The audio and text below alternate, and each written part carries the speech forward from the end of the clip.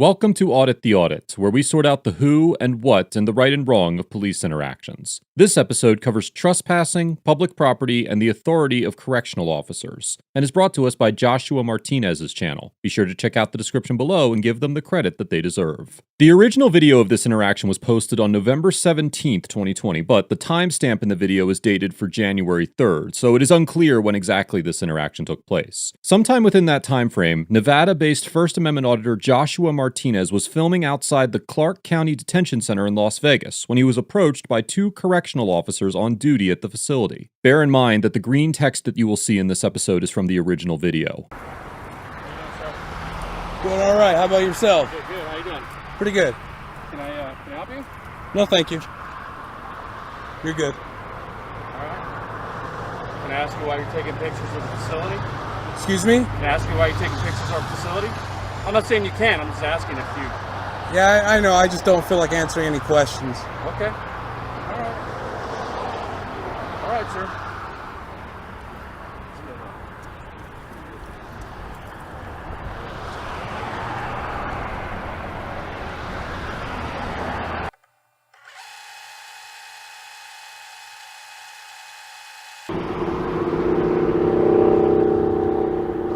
What's that? Oh.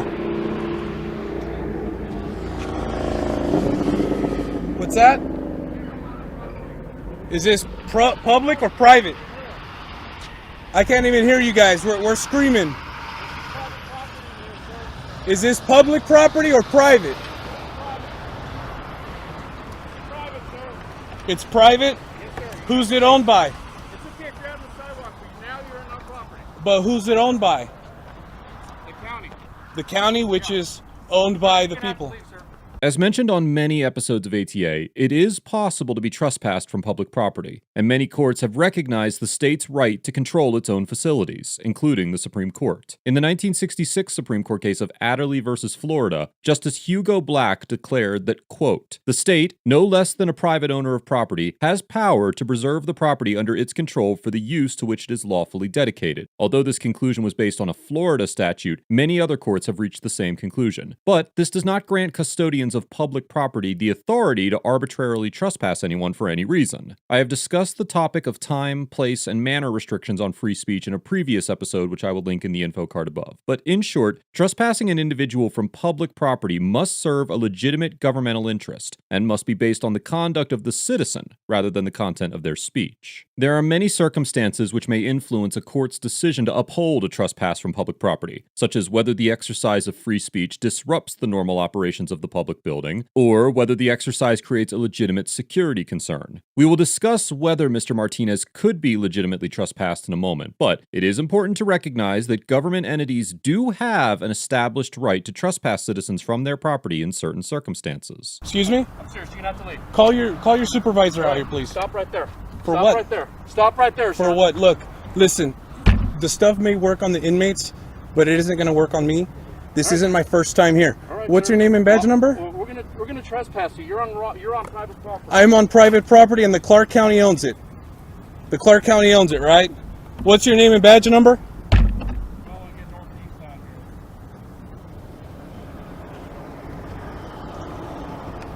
As long as I'm not in any security areas, I'm fine.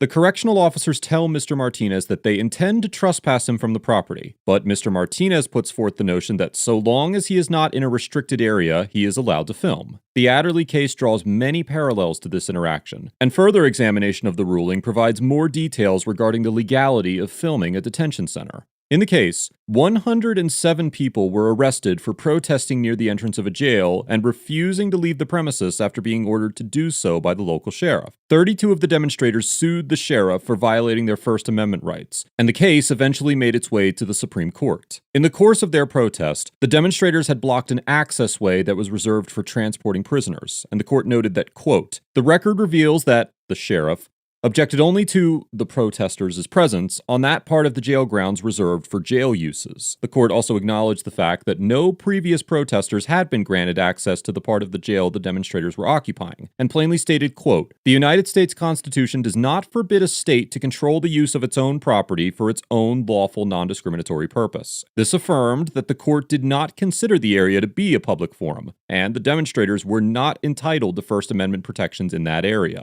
The court rejected the notion that people who want to propagandize protests or views have a constitutional right to do so whenever and however and wherever they please, and went on to uphold the prosecution of the protesters. 4 of the 9 justices dissented the ruling, including Chief Justice Earl Warren, and concluded that, quote, "The petitioner's conduct did not upset the jailhouse routine," end quote, and questioned whether the sheriff's conduct was actually content neutral. The dissenters also noted that trespass laws are often abused by law enforcement in an effort to suppress free speech by stating, quote, "Today, a trespass law is used to penalize people for exercising a constitutional right. Tomorrow, a disorderly conduct statute, a breach of the peace statute, a vagrancy statute will be put to the same end." Although the Adderley case affirmed that certain parts of jailhouse property can be deemed a non-public forum, and that the state can trespass citizens from its property if they cause a legitimate disturbance or security concern, it also affirmed the notion that areas of state facilities that are considered public forums are subject to First Amendment protections.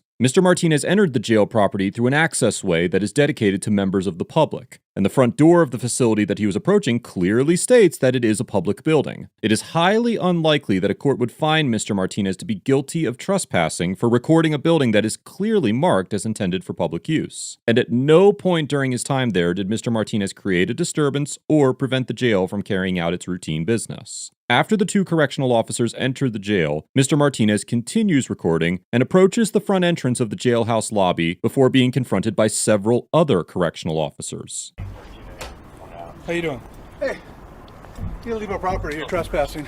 What's that? You need to leave our property. You're trespassing. You're trespassing? Yeah. Can you get your hand off my No, I off cannot get camera? my hand off the camera. How about this? We'll call a field officer out here. Okay. And when they get here, I could talk to them. Last time I'm going to tell you, you need to leave the property. Get You're your hands off my trespassing. stuff. You need to leave the property. You're You trespassing. know what? Then formally trespass me. I'll take a formal trespass. Okay. All right. Let's You walk don't you off know the who I am, property. huh? I don't care who you are. Okay. Well, Yeah, that's you fine. can't be I mean, here. I've been involved with a couple of federal lawsuits. That's so absolutely wonderful. Has it ever worked get out for get you? your hand off of my camera. Okay. I'm telling you, I leave was our nice. property.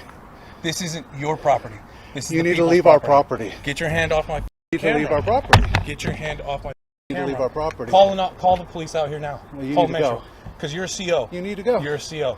You need Get to your hands off my camera, sir. All right. Did we already call? Yeah. Already call patrol? Call him. Okay. Call him. Turn around. Put your Okay. hands behind your back. I'm not doing anything. Turn around. Put your hands behind your back.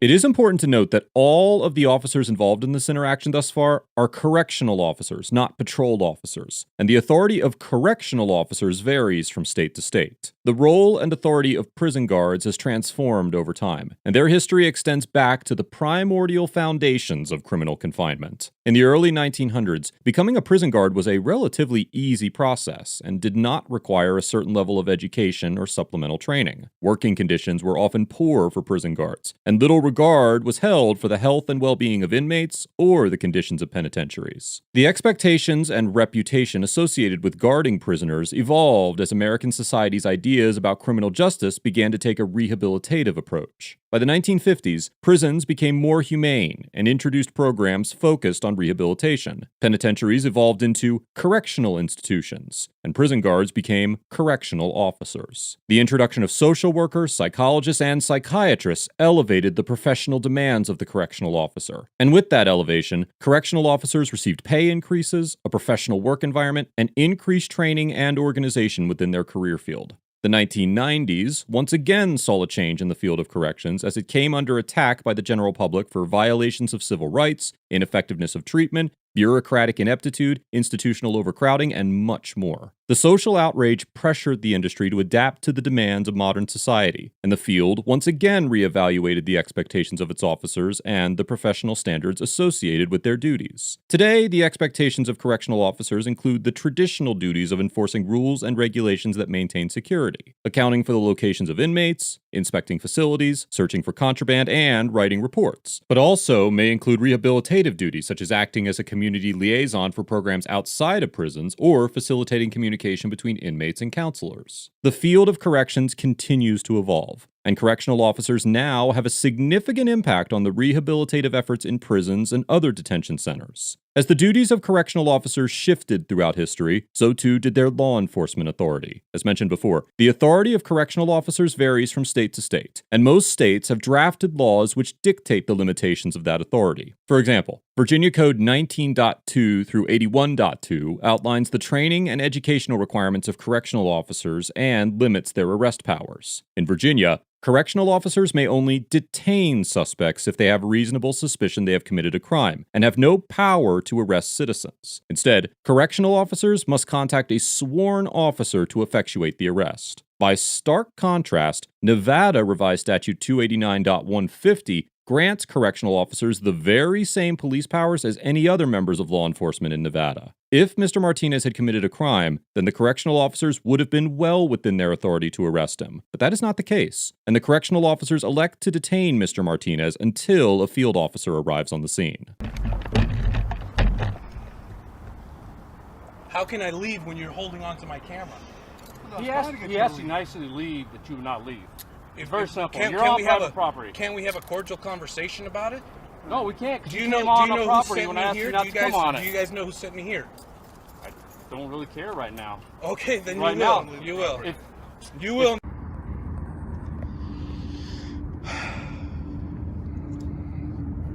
How you doing? good, sir. How are you? Pretty good. So you're a field officer, I assume, right? I am. There you go. Thank you, Butler. Yep. Thank you. And so now you're aware of public photography, correct, sir? I don't even get an apology? Because if we can just settle this right now, I won't even go file a complaint. An apology, I'll be a man and put this behind me and go on about my business. Terribly sorry, sir. Thank you. I appreciate that, and I accept your apology. Appreciate that. Fair enough. All right, guys. Well, thank you, Forbes. Yep. Yeah, Captain Force 5372. Thank you. This might be number. Yep. Thank you all. And you, Absolutely. field officer. Sergeant LeBaron, B number 9249. Sergeant Walquist 4847. Thank you, and yours. Relay 7627. Thank you, fellas. Yeah. No, absolutely. So you're going to stay and still do some photography and stuff, right? Right. Just do me a favor. I know I'll stay away from because the. that's a safety issue. We'll have to approach you again if you go over toward that area here. But if you're around this area here taking those photos and stuff, you're fine. Right, publicly accessible areas. I don't feel like going down that ramp anyways, so I'm good. I'm like I said, I wanted to get a picture of the sunset with the flag. Yeah, no I worries. wanted to just get those You're things. good to So, go. all right. All right. So I need to ask you, do you still want to file a complaint or anything like that? I can take a complaint if you want to file a complaint. You know what? I would rather him get the education this way. So if anything, if I do file a complaint, I'll just go online. Okay. And I'll file a Gotcha. complaint. But All right. right now, the adrenaline's still going. My mind's all Understood. over the place. So Understood. But I don't even know. wanted to offer that to you, and then we'll have a discussion about the training and all that stuff and make sure that's addressed. Okay. All right. Hey, thank you. All right, Thank you. sir. Have a good day. Take care.